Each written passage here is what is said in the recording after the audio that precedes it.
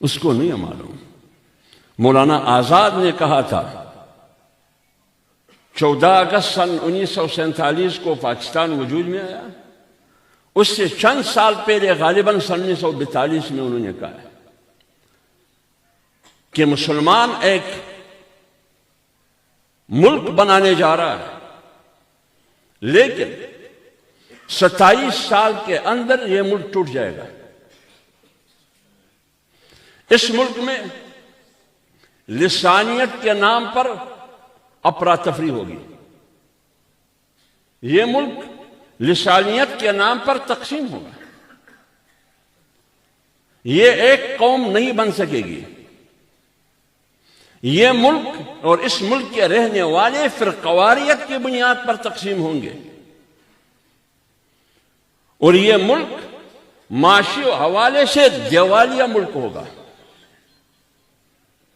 اتنے قرضے اس ملک پر چڑھے گی کہ قرضے ادا کرنے کے لیے ان میں طاقت، مالی طاقت اور سکت نہیں ہوگی، تو پھر ایک غلام ملک ہوگا۔ اور یہ بات کی کہ مسلمان ہندوستان میں مظلوم رہے گا اور اسلام پاکستان میں مظلوم رہے گا۔ اب آپ بتائیے، مسلمان ہندوستان میں مظلوم ہے یا نہیں مظلوم؟ اور اسلام پاکستان میں مظلوم ہے۔ جب وہ اسکول، کالج، یونیورسٹی کی نصاب تعلیم پر اعتراضات اٹھاتے ہیں اور اس کی نصاب تعلیم میں تبدیلی لانے کی کوشش کرتے ہیں، تو یہی کہا گیا ہے انگریز کے منصوبے کے مطابق کہ اگر مسلمانوں کو کمزور کرنا ہے تو ریڑھ کی ہڈی کو توڑ دو، اور مسلمانوں کی ریڑھ کی ہڈی کیا ہے؟ نصاب تعلیم۔ تو آج اگر دینی مدارس نشانے پر ہے تو دینی مدارس میں تو قرآن پڑھایا جاتا ہے، اور قرآن میں تو جہاد کی آیاتیں ہیں، اور جہاد نام ہے حریت اور آزادی کا، جہاد نام ہے غیرت کا، جہاد نام ہے حریت اور آزادی کی جذبے کا۔ تو دینی مدارس جو نشانے پر ہے وہ اس بنیاد پر نشانے پر ہے کہ یہاں حریت، آزادی اور غیرت کی درس دی جاتی ہے، لہذا مدارس کو کنٹرول میں لیں۔ سوال اٹھایا جاتا ہے کہ مدارس کی نصاب تعلیم میں اصلاح کریں، ایسا ہے یا نہیں؟ اچھا، میری نصاب تعلیم میں آپ اصلاح چاہتے ہیں تاکہ دینی مدارس قومی دھارے میں شامل ہو جائے، کیونکہ یہ پانچواں مخلوق ہے، یہ نہ جن ہے، نہ فرشتے ہے، نہ انسان ہے، نہ حیوان ہے، یہ پانچواں مخلوق ہے۔ ابھی ہمیں قومی دھارے میں شامل کرنا چاہتے ہیں، پھر ہم کیا؟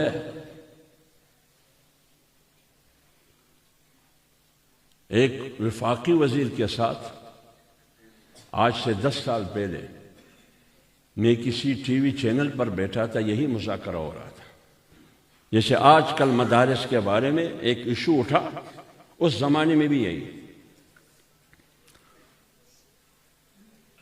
ہم مدارس کے خلاف نہیں ہیں، وہ وزیر صاحب کہتے ہیں اچھا خاصا داڑھی بھی ہے اس کا، 5 وقت کا نمازی بھی ہے۔ ہم مدارس کے خلاف نہیں ہیں، بخدا ہم مدارس کے خلاف نہیں ہیں۔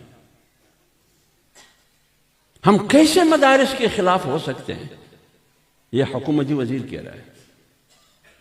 ہم صرف مدارس کی نصاب تعلیم میں اصلاح چاہتے ہیں، اس قسم کی تبدیلی اور اصلاح چاہتے ہیں تاکہ دینی مدارس کو قومی دھارے میں شامل کیا جائے۔ جب انہوں نے بات پوری کی تو میں نے ان کو کہا کہ باقی تفصیل میں نہیں جاؤں گا، ایک مختصر سوال کا جواب دے، یہ بتائیے کہ مدارس آپ قومی دھارے میں شامل کرنا چاہتے ہیں، یہ بتاؤ قوم کو اس ٹی وی اور میڈیا کے ذریعے کہ قومی دھارہ ہے کیا؟ ایک جملے میں بتاؤ۔ مدارس قومی دھارے میں شامل کرنا چاہتے ہیں، قومی دھارہ ہے کیا؟ بخدا ان کو پتہ نہیں تھا کہ قومی دھارا ہے کیا. میں نے کہا آپ کو ایک انتہا پسند مولوی ابھی بتائے گا. آپ مجھے انتہا پسند کہتے ہیں کیونکہ آپ کی نظر میں جس کی داڑھی ہو، جس کی پگڑی ہو، جو مدرسے میں پڑھ رہا ہو یا مدرسے کا فاضل اور فارغ تحصیل ہو، آپ کے مطابق وہ اس دنیا کے مخلوق نہیں ہے، وہ انسان نہیں ہے. آپ کے مطابق وہ وحشی درندہ ہے. دہشت گردی کا مطلب کیا ہے؟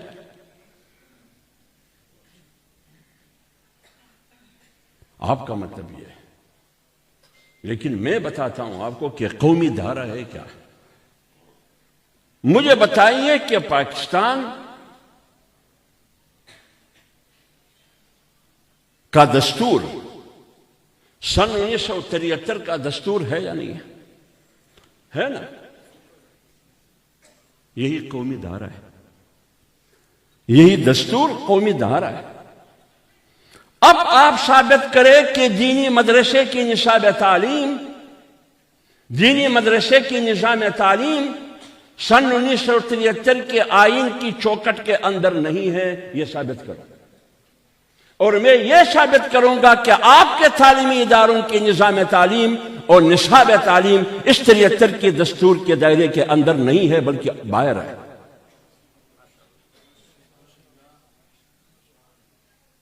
میں تو یہ کہہ سکتا ہوں پاکستان، نام کیا ہے پاکستان؟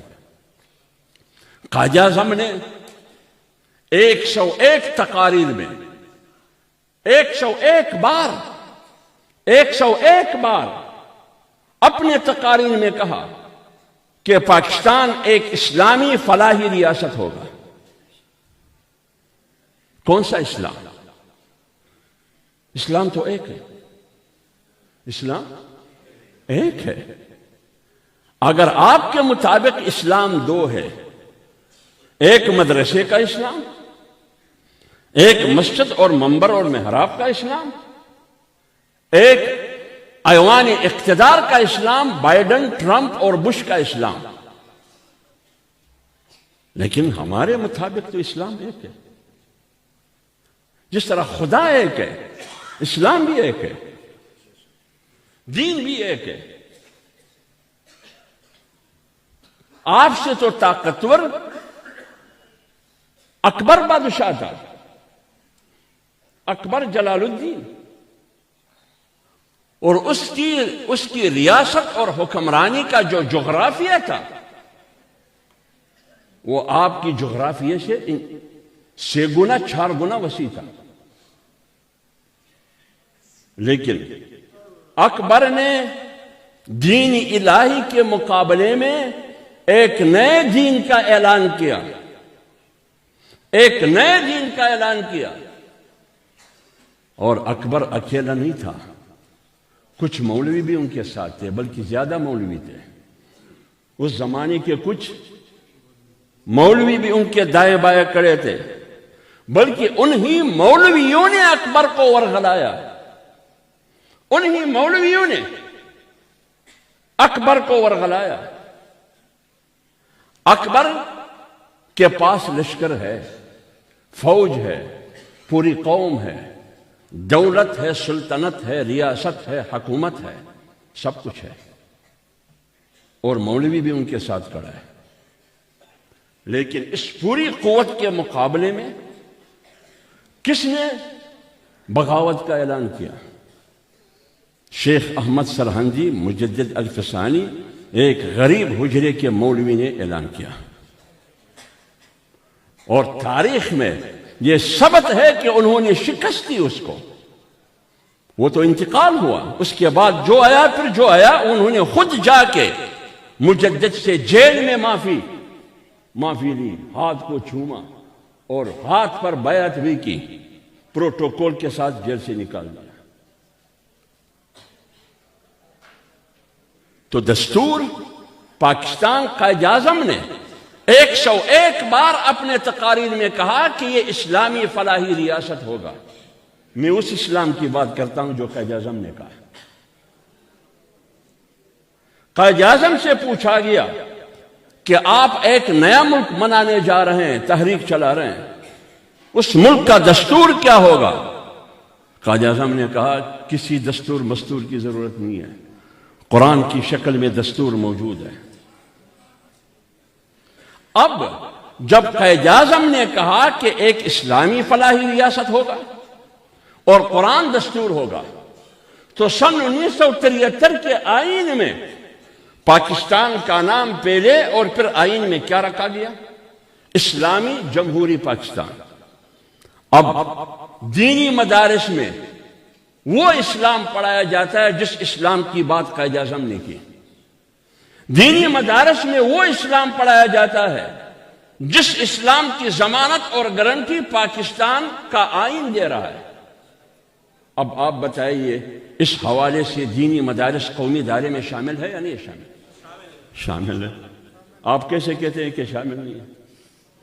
آئین کہہ رہا ہے کہ قرآن سپریم لا ہوگا، قرآن سپریم لا ہوگا، یعنی قرآن سے بڑھ کر کوئی قانون نہیں ہوگا۔ اگر قانون ہے تو کون ہے؟ قرآن سپریم لا ہوگا۔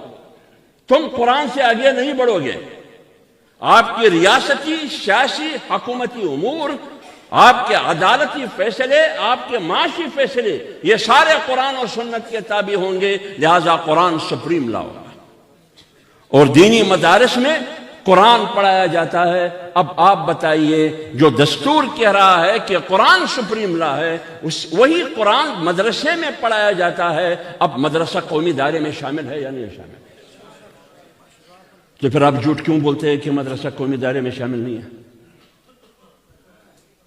قرآن میں یہ ہے، دستور میں یہ ہے کہ قرآن اور سنت کے خلاف کوئی قانون سازی نہیں ہوگی، اور مدارس میں قرآن اور سنت سکھایا جاتا ہے۔ تو کیا مدرسے کی نصاب تعلیم 73 کے آئین دستور کے دائرے کے اندر ہے یا نہیں ہے؟ نہیں۔ دستور میں یہ ہے، آپ لوگوں نے زیادہ سنا ہوگا 62-63 کو، 62-63 آرٹیکل آئین کا، جس میں یہ ہے کہ جھوٹا نہ ہو پارلیمنٹ کا ممبر، جھوٹا نہ ہو پارلیمنٹ کا ممبر، شرابی نہ ہو پارلیمنٹ کا ممبر، منشیات کا عادی نہ ہو پارلیمنٹ کا ممبر، خدا نخواستہ گناہ کبیرہ کا مرتکب نہ ہو۔ وہ گناہ کبیرہ کی ایک لمبی فہرست ہے، یہ نہ ہو، یہ نہ ہو، یہ نہ ہو، یہ نہ ہو۔ اب مدارس میں تو یہی پڑھایا جاتا ہے کہ جھوٹ بری عادت ہے۔ مدارس میں یہ پڑھایا جاتا ہے کہ شراب حرام ہے۔ مدارس میں یہ پڑھایا جاتا ہے کہ سود حرام ہے، سودی کاروبار حرام ہے، یہ پڑھایا جاتا ہے۔ پھر آپ بتائیے آئین کی جو زبان ہے، اسی زبان کے مطابق مدارس کی نصاب تعلیم ہے، پھر مدارس اور مدارس کی نصاب تعلیم یہ قومی دائرے کے اندر ہے یا نہیں؟ تو پھر آپ کہاں سے بول رہے ہیں کہ قومی مدارس قومی دائرے میں شامل نہیں ہے؟ آئیے، پاکستان میں ایک تہذیب ہے، اسلامی تہذیب۔ اب میں اس میں ایک مثال دیتا ہوں، عام لوگ سنیے، علماء سمجھتے ہیں۔ اس پارلیمنٹ میں، اسلامی جمہوریہ پاکستان کی پارلیمنٹ اور اسمبلی میں، جس کے ماتھے پر کلمہ توحید لا الہ الا اللہ محمد الرسول اللہ لکھا ہوا ہے، اور ایوان زیری میں، قومی اسمبلی میں چھت پر اللہ کے 99 نام لکھے ہیں، لیکن اندر جھوٹے بیٹھے ہیں۔ سبحان اللہ تو آپ لکھے ہیں، لیکن اندر جھوٹے بیٹھے ہیں۔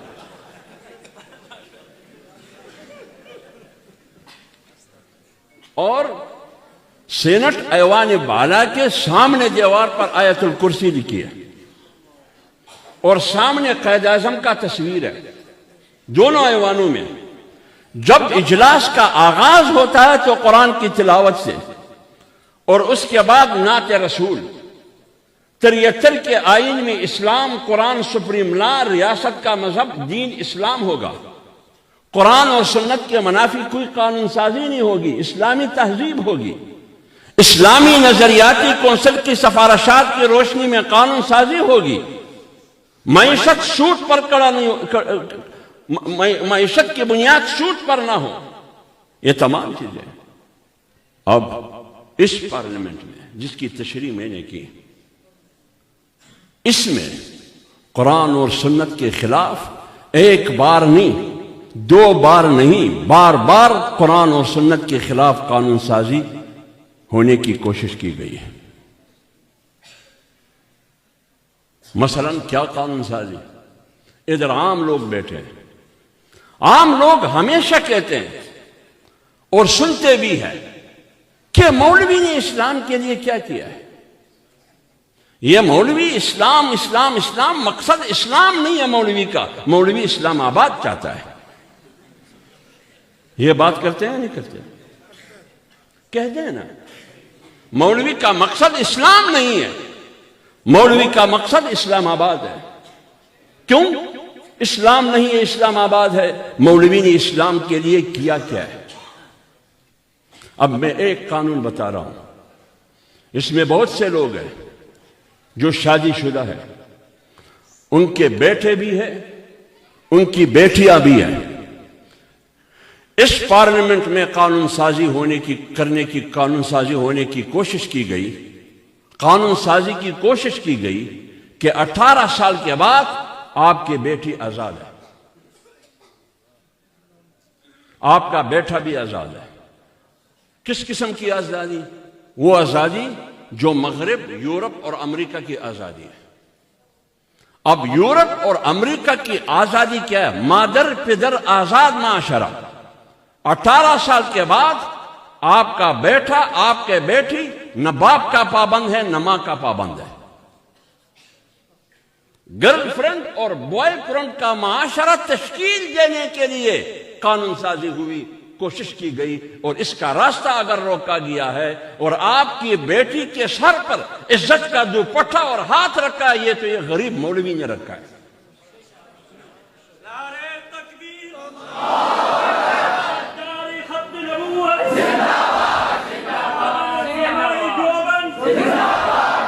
آپ بھی منہ کبھی اس طرف ٹیڑھا کر کے کبھی اس طرف ٹیڑھا کر کے، مولوی نے کیا کیا ہے؟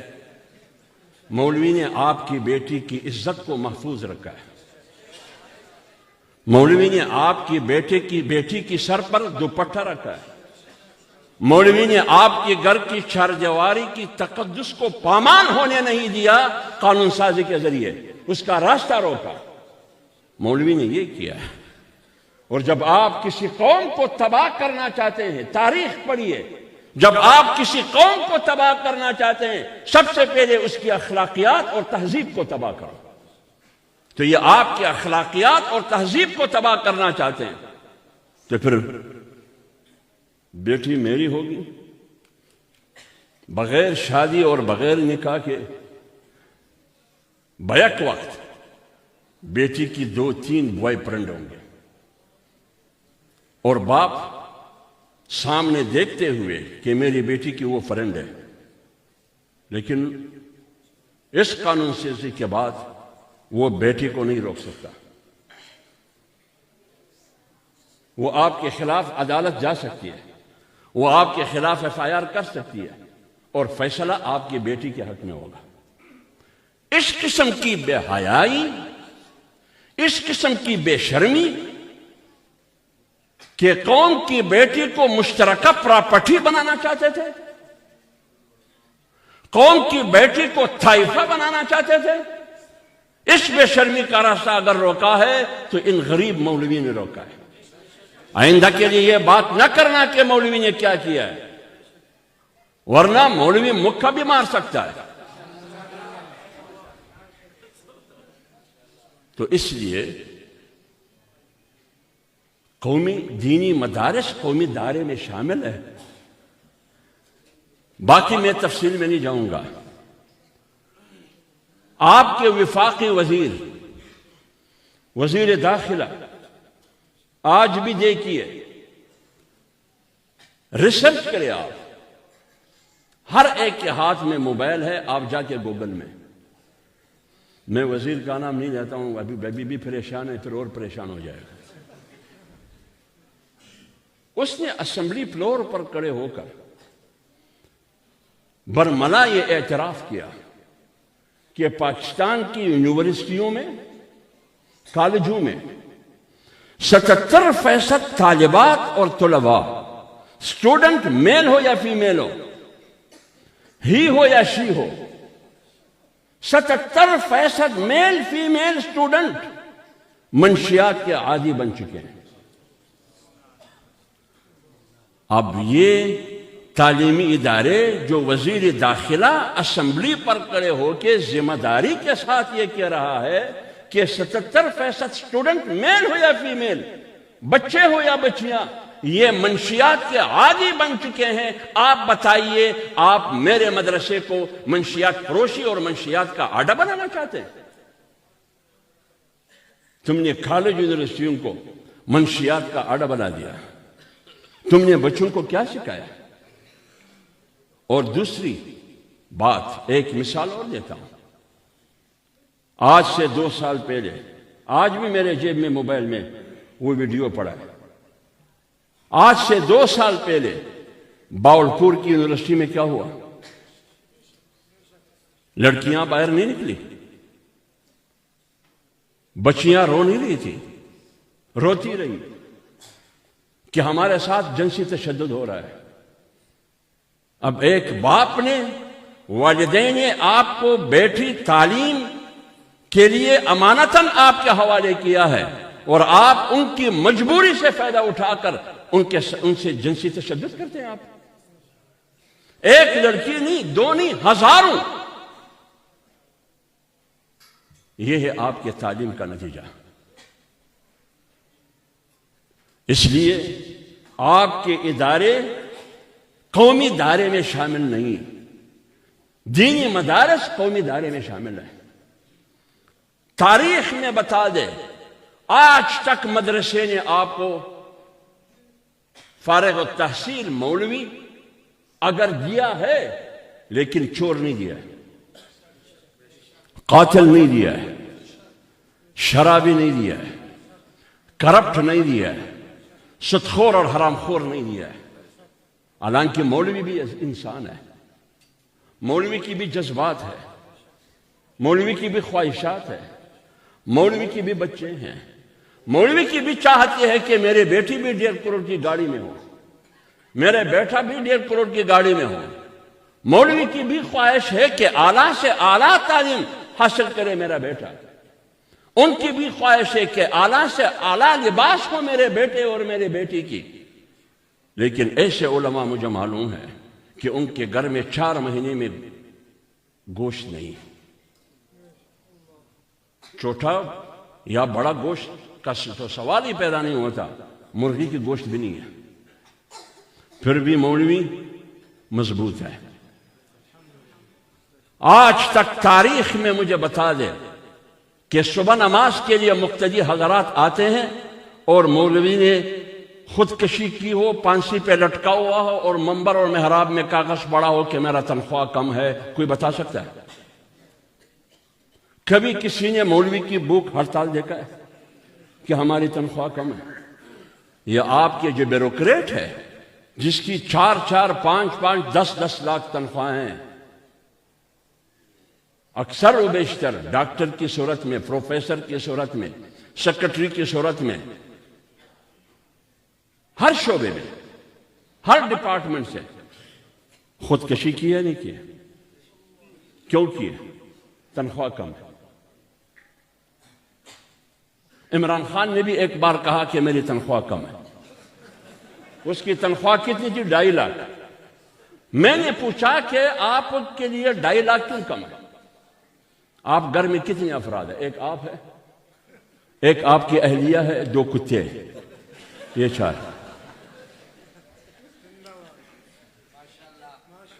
اس لیے دینی مدارس جو خدمات سر انجام دے رہے ہیں اور اپنے مدد آپ کہتے ہیں، سرکار 1 روپیہ بھی نہیں دیتا، 1 پیسہ بھی نہیں دیتا، نہ سرکار کی پشت پناہی اور سرپرستی حاصل ہے مدارس کو، نہ اس کی سپورٹ اور حمایت حاصل ہے مدارس کو، بلکہ مدارس کو نشانے پہ رکھا ہے امریکہ کے کہنے پر، عالمی قوتوں کے کہنے پر۔ کبھی کہتے ہیں کہ مدارس دہشت گردی کے مراکز ہیں، کبھی کہتے ہیں علماء دہشت گردی کے استاد اور انجینئر ہیں، اور طلباء یہ چلتا پھرتا بندوق ہے۔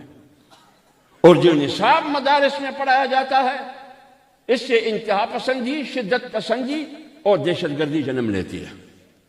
ان کی کتاب میں، ان کی گڈ بک میں ہم نہیں ہیں، ان کی گڈ بک میں ہم نہیں ہیں۔ اور آپ کا حکمران بھی میرے بارے میں اور ان کے بارے میں یہی کہہ رہا ہے۔ کیوں؟ سب سے بڑی رکاوٹ، میں نے کل بلوچستان میں بھی کہا کہ اسلام کے راستے میں یا اسلام کے لیے خطرہ اسلام خود ہے، مسلمان کے لیے خطرہ مسلمان خود ہے، مولوی کے لیے خطرہ مولوی خود ہے۔ یہ جو دینی مدارس کی بات آئی تو مولانا فضل الرحمان صاحب کا موقف کیا تھا؟ تنظیمات مدارس مولانا تقی صاحب کا موقف کیا تھا؟ اور دوسری طرف ہمارے محترم جن علماء کرام کو بٹھایا گیا اس کا موقف کیا تھا؟ وہ کس کی ترجمانی کر رہے تھے؟ اب آپ بتائیے، مولوی کے لیے خطرہ بنا یا نہیں بنا؟ اور وہ بھی اسلام کی بات کرتے ہیں، یہ مولوی بھی اسلام کی بات کرتے ہیں، تو اسلام کے لیے خطرہ ہوا۔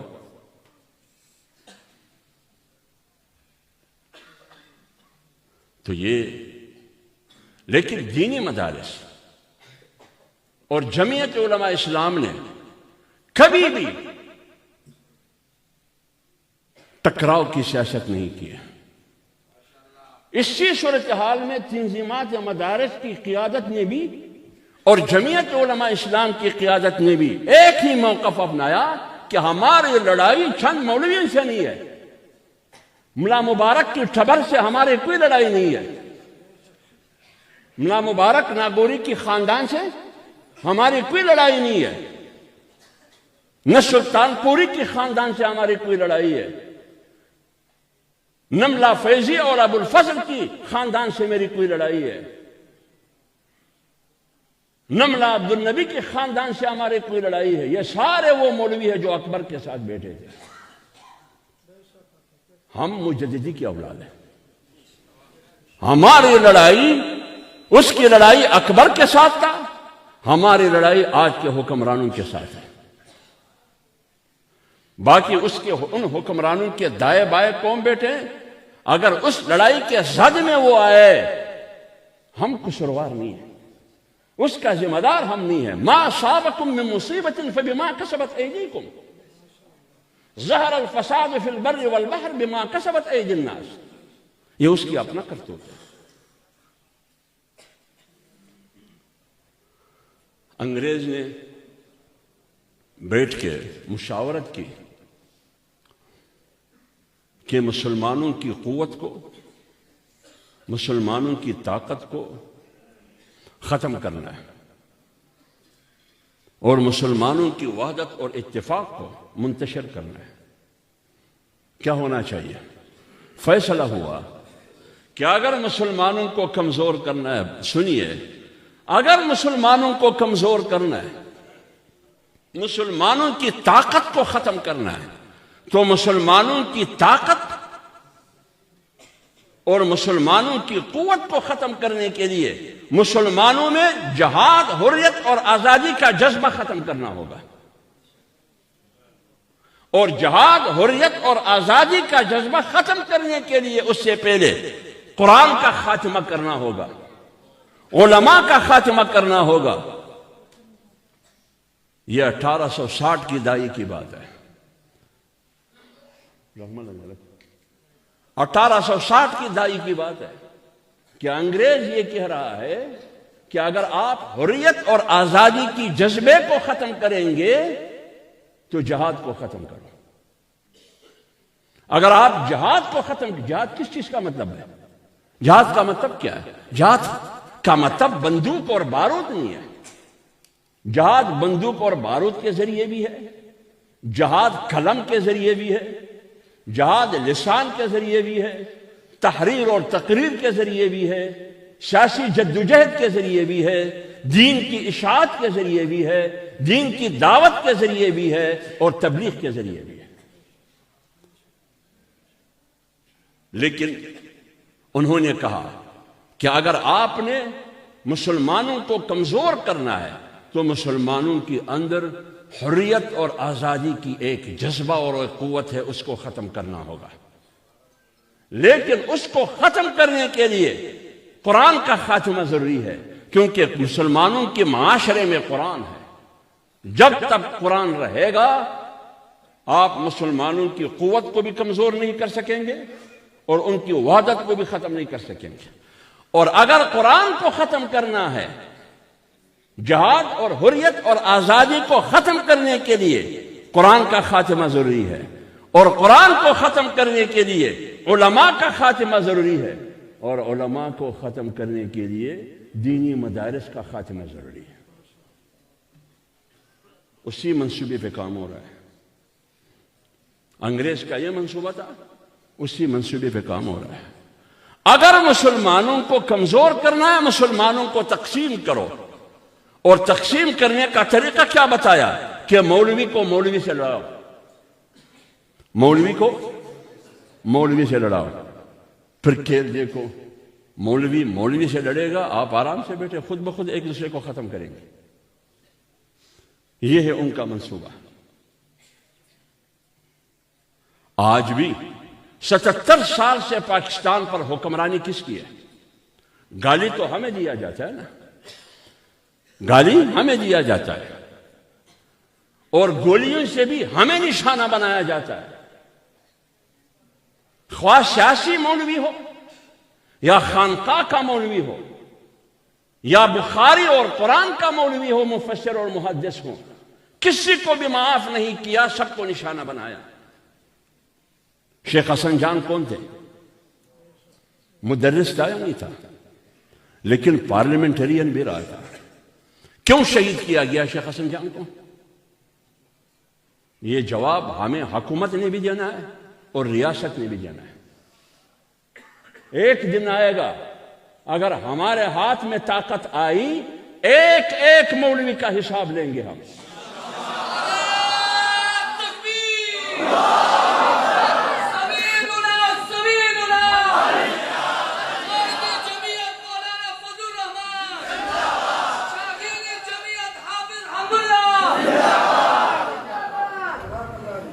آپ نے مولانا معراج الدین کو کیوں مارا؟ پارلیمنٹ کا ممبر تھا، صبح نماز پڑھ کے مسجد میں، اشراق تک مسجد میں، اشراق کی نماز پڑھ نوافل پڑھ کے مسجد سے باہر نکلتے ہی گھر جاتے ہوئے راستے میں مار دیا۔ یہ دہشت گرد ہے۔ قاتل کون ہے؟ آج تک معلوم نہیں ہے کہ میرے مولوی کا قاتل کون ہے۔ یہ دونوں مدرسین علماء بھی تھے اور سیاسی بھی تھے۔ ڈاکٹر عادل کو کس نے شہید کیا؟ عادل خان کو۔ یہ تو سیاسی نہیں تھا۔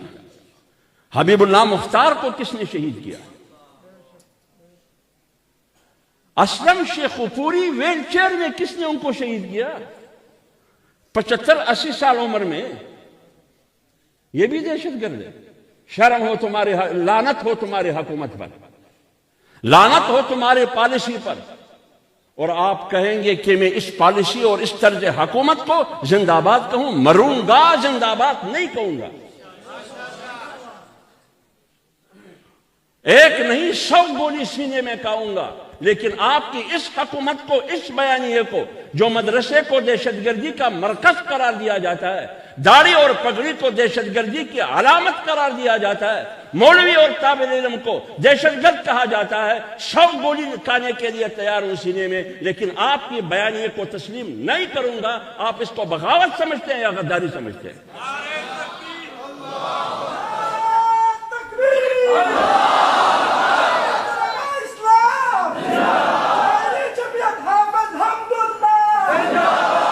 آپ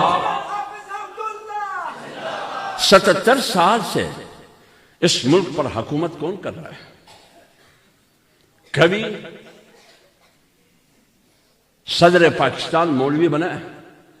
عام لوگ جواب دیں.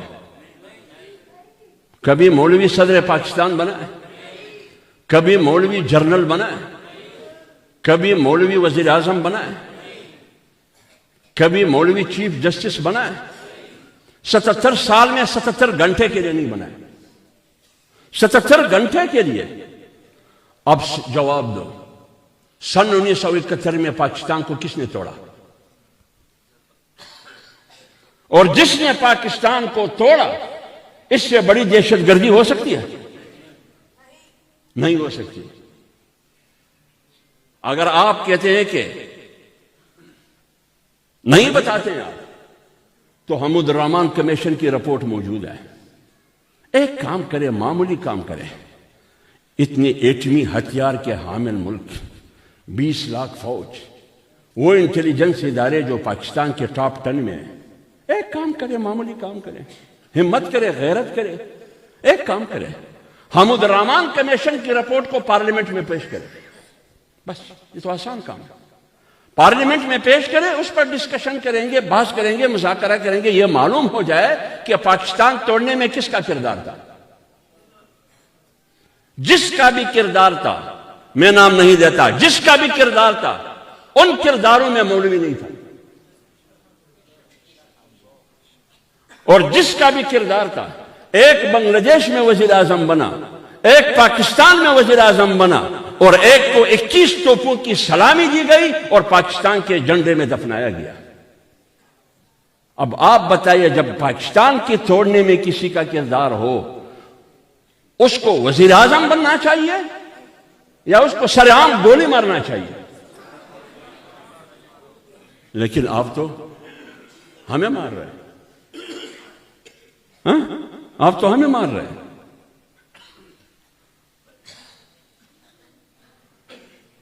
اس کی باقیات تو آج بھی حکومت کر رہے ہیں. اس لیے ہم کہتے ہیں کہ کل کے مخبر آج رہبر بن چکے ہیں. جب اس خطے پر انگریز کی حکومت تھی, جو لوگ 5 روپیوں اور 5 پیسوں کے لیے حریت اور آزادی کے تحریک کے ان کرداروں اور مجاہدین کی جاسوسی کیا کرتے تھے اور انگریز کے حوالے کرتے تھے, وہ مخبر آج پاکستان کا حکمران بن چکا ہے اور 77 سال سے حکمرانی کر رہا ہے. اس لیے اسلام کے راستے میں سب سے بڑی رکاوٹ یہی حکمران طبقہ ہے, اور کوئی نہیں ہے. یہی حکمران, وہ حکمران شیروانی میں ہو, سیاہ شیروانی میں, وہ حکمران سیاہ کوٹ میں ہو, یا وہ حکمران خاکی لباس میں ہو, یہی رکاوٹ ہے. ہم اگر ایک بات ہم نے بغیر دلیل کے کی, اپنے مدعا کے ثبوت کے لیے ایک بات بغیر تاریخی شواہد اور دلیل کی, جو سزا چھوڑ کی وہ سزا حافظ حمداللہ کی ہے. لیکن یہ لوگ دلیل سنتے نہیں ہیں, یہ دلیل نہیں سنتے ہیں, یہ غلیل کی زبان سمجھتے ہیں. لیکن مولوی نے قسم کھایا ہے کہ ہم غلیل کی زبان استعمال نہیں کریں گے, کیونکہ مولوی اور مولوی طبقہ یہ پرامن لوگ ہیں. آج تک کسی بھی مدرسے سے بتائیے, کسی بھی مدرسے سے آج تک کسی بھی مدرسے سے پاکستان کے خلاف آواز نہیں اٹھی, باوجود اس کے کہ مدرسہ نشانے پر ہے, باوجود اس کے کہ مدرسے کو گالی دی جاتی ہے, باوجود اس کے کہ مدرسے کو دہشت گردی کا مراکز کہا جاتا ہے, باوجود اس کے کہ علماء کو دہشت گرد قرار دیا جاتا ہے, باوجود اس کے کہ میرے علوم کو, قرآن کے علوم کو انتہا پسندی کے علوم کہا جاتا ہے. لیکن اس کے باوجود دینی مدارس نے وطن سے محبت کی قسم کھائی ہے. آج بھی دینی مدارس علماء اپنے نوجوانوں اور طلباء کو وطن سے محبت کا درس دے رہا ہے. اور تو وطن سے محبت کا درس یہ ہے کہ آج بھی دینی مدارس پاکستان کی آئین کی بات کر رہا ہے، پاکستان کی پارلیمانی سیاست پر ان کو یقین ہے، پاکستان کی جمہوری سیاست پر ان کو یقین ہے۔ تو جب ایک مولوی، ایک عالم دین، ایک دینی مدرسہ اسلام، وہ اسلام جو آئین کہہ رہا ہے اس کی بات کر رہا ہے، آئین کی حکمرانی اور بالادستی کی بات کر رہا ہے، قانون کی حکمرانی کی بات کر رہا ہے، پارلیمنٹ کی سپریمیسی اور خود مختاری کی بات کر رہا ہے، اور وہ مدرسہ جمہوریت کی بات کر رہا ہے، پھر بھی آپ کہتے ہیں کہ تم دہشت گرد ہو۔ اور جس نے ملک توڑا ہے وہ دہشت گرد نہیں ہے، جس نے ملک کا خزانہ لوٹا ہے وہ دہشت گرد نہیں ہے۔ جس کی وجہ سے کلاشنکوف کلچر پاکستان میں عام ہو چکا ہے، جس کی وجہ سے پاکستان پر امریکہ سے مل کے دہشت گردی کی جنگ مسلط کی، 200 ارب ڈالر کا نقصان ہوا معاشی، اور لاکھوں لوگ لقمہ اجل بنے، وہ دہشت گرد نہیں ہے۔ لیکن جو قوم کو پرامن معاشرہ دیتا ہے، مہذب نوجوان دیتے ہیں، مہذب نوجوان دیتے ہیں، پرامن نوجوان دیتے ہیں، اس کو آپ دہشت گرد کہتے ہیں۔ لیکن ایک بات، آخری بات میں کروں گا، بات لمبی ہو جائے گی، صبح 7 بجے سفر بھی ہے۔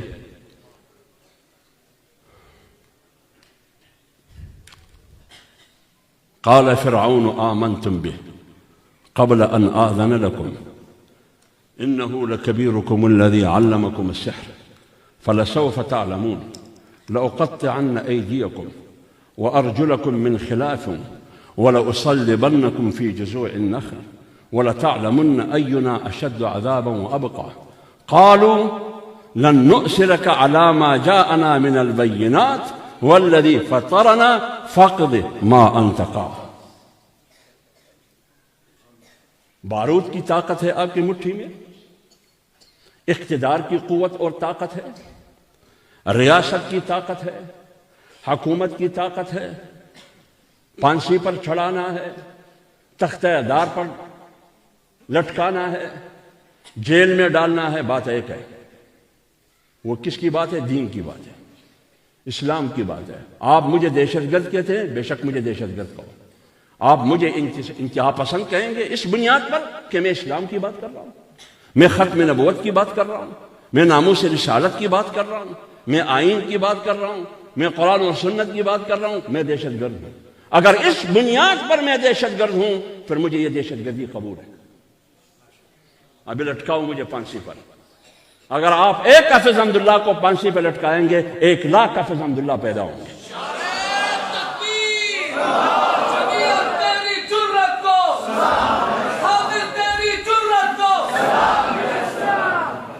کیوں؟ تاریخ موجود ہے۔ فرعون طاقت کی گھمنڈ میں انہوں نے کیا کہا ان جادوگروں کو؟ جادوگر بھجوائے انہوں نے موسیٰ کے مقابلے کے لیے۔ جب جادوگروں کو شکست ہوئی موسیٰ کے ہاتھوں تو جادوگروں نے اعلان کیا آمنا برب العالمین رب موسیٰ و ہارون، آج کے بعد ہمارا ایمان اس رب پر ہے جو عالم کا رب ہے اور موسیٰ اور ہارون کا رب ہے۔ جب فرعون جو عالمی دہشت گرد تھا اس زمانے کا، اس زمانے کا عالمی انٹرنیشنل اسٹیبلشمنٹ تھا امریکہ کا کردار ادا کرتے ہوئے، جب ان کو پتہ چلا تو انہوں نے کہا آمنتم قبل ان آذن لکم، میری انوسی، میری اجازت کے بغیر تم نے کیسے موسیٰ اور ہارون کے رب پر ایمان لایا؟ کیوں؟ کیا کہا آگے؟ لَأُقَطِّعَنَّ أَيْدِيَكُمْ وَأَرْجُلَكُمْ مِنْ خِلَافٍ وَلَأُصَلِّبَنَّكُمْ، لٹکاؤں گا آپ کو، وَلَأُصَلِّبَنَّكُمْ فِي جُذُوعِ النَّخْلِ، تختہ دار پر پھانسی پہ لٹکاؤں گا، ہاتھ پیر کاٹ ڈالوں گا، وَلَتَعْلَمُنَّ أَيُّنَا أَشَدُّ عَذَابًا وَأَبْقَىٰ، اور بھی عذاب کے نمونے ہیں میرے پاس، آپ کو پتہ لگ جائے گا۔ لیکن انہوں نے تمام دھمکیوں کا پرواہ کیے بغیر کیا کہا؟ فَقْدِ مَا أَنْتَ قَاضٍ، آپ سے جو کچھ بھی ہو سکتا ہے وہ کرو، بات ایک ہی ہے، میں اللہ کی بات کروں گا، دین کی بات کروں گا، موسیٰ اور ہارون کی رب کی بات کروں گا، اس دین اسلام کی بات کروں گا، آپ سے جو کچھ ہو سکتا ہے وہ کرو۔ یہی بات حافظ حمداللہ کی بھی ہے اور ان علماء کی بھی ہے، کرو۔ اگر رسول اللہ صلی اللہ علیہ وسلم لڑ سکتا ہے اور میں اس کا امتی ہوں، میں اتنا بے غیرت ہوں کہ میں آپ جیسے ٹٹو کے خلاف نہیں لڑ سکتا۔ ہماری دشمنی آپ کی ذات سے نہیں ہے، انگریز کی ذات سے بھی ہماری دشمنی نہیں تھی، انگریز کی سفید چمڑی سے ہماری دشمنی، اس کی نیلی آنکھوں سے بھی ہماری دشمنی نہیں تھی، آپ کی سیاہ چمڑے سے بھی ہماری دشمنی نہیں ہے، آپ کی سیاہ آنکھوں سے بھی ہماری دشمنی نہیں ہے، آپ کی خباثت سے ہماری دشمنی ہے۔ جب تک آپ کی کھوپڑی میں خباثت ہوگی اس وقت تک ہم آپ کے خلاف لڑیں گے، اور کس کے ذریعے لڑیں گے؟ بندوق کے ذریعے نہیں لڑیں گے،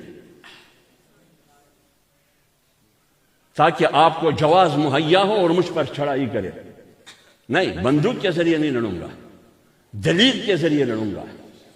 دلیل کی طاقت غلیل کی طاقت پر مضبوط ہے۔